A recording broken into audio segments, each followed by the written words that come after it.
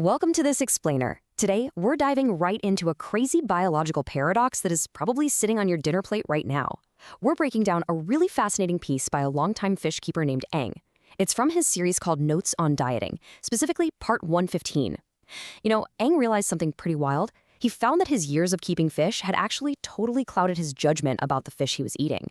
That really honest realization opens up a massive conversation about the modern realities of eating seafood.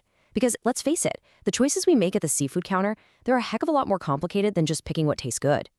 So this brings us to a really crucial question. Should you actually be worried about the fish you eat?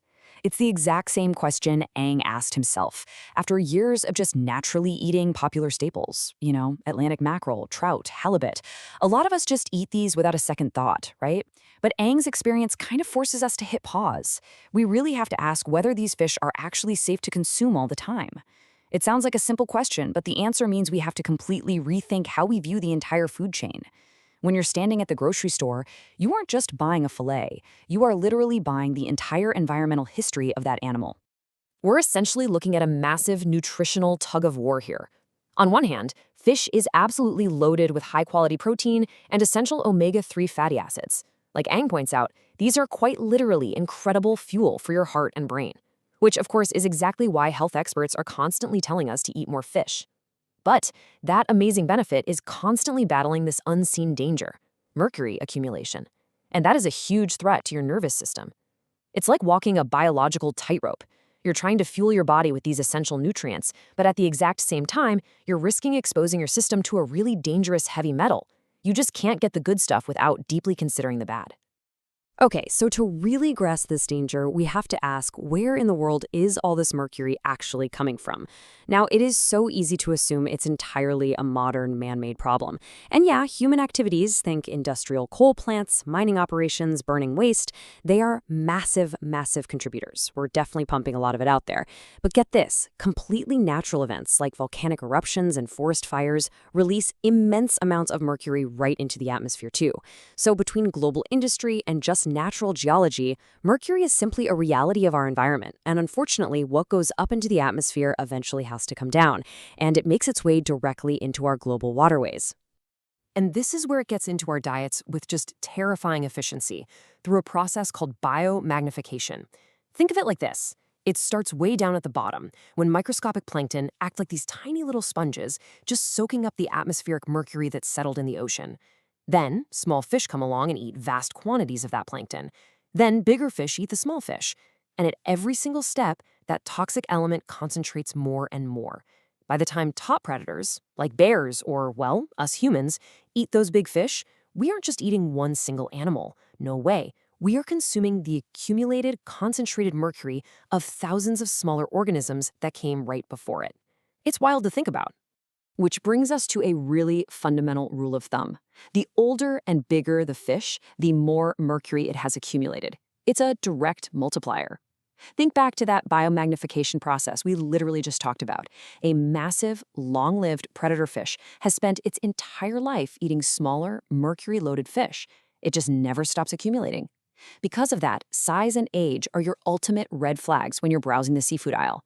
A massive, older predator fish is essentially a swimming storage tank for heavy metals. Knowing this completely shifts how we need to evaluate both our portion sizes and the specific species we choose to eat. Now, you might be sitting there wondering, why can't our bodies just process and flush this mercury out like anything else? Well, it comes down to something called muscle tissue binding. Mercury binds aggressively to the actual muscle tissue of the fish. And, you guessed it, that happens to be the exact part we eat as meat. It doesn't just quietly pass through our digestive system, it sticks around. When this heavy metal builds up too much in our own tissue, it crosses a dangerous line. It goes from being just a trace environmental element to causing real, severe trouble for the human nervous system. It's a cumulative poison. The meat holds it, we eat the meat, and then our bodies hold it. So based on Eng's research, we can actually categorize some of these common sea fish to help you safely optimize your diet. If you're looking to eat fish long-term, but you really want to keep those mercury levels low, your safest bets are going to be Atlantic salmon, pollock, and sardines. On the flip side, though, you really need to carefully monitor your intake of fish with a higher mercury risk. We're talking about things like halibut and Atlantic-mackerel. And hey, remember our rule of thumb from earlier? For a fish like trout, the risk jumps significantly if you're eating older, bigger catches. Look, the goal here isn't to spark fear. It's about making empowered, educated choices about the exact types of protein you're putting into your body. And that brings us right to Eng's ultimate dietary takeaway. He concludes that sardines are probably the best protein and source of omega-3s that you can add to your almost daily diet. So why does he land on this specific fish? While it's actually brilliant, sardines completely hack the system we just looked at. They are incredibly small and they have very short lifespans. Because they sit so low on the food chain, they literally just haven't had the time or the diet to accumulate dangerous levels of heavy metals. Yet, they are absolutely packed with the high-quality protein and brain-boosting omega-3s we all want. It is a total dietary win-win.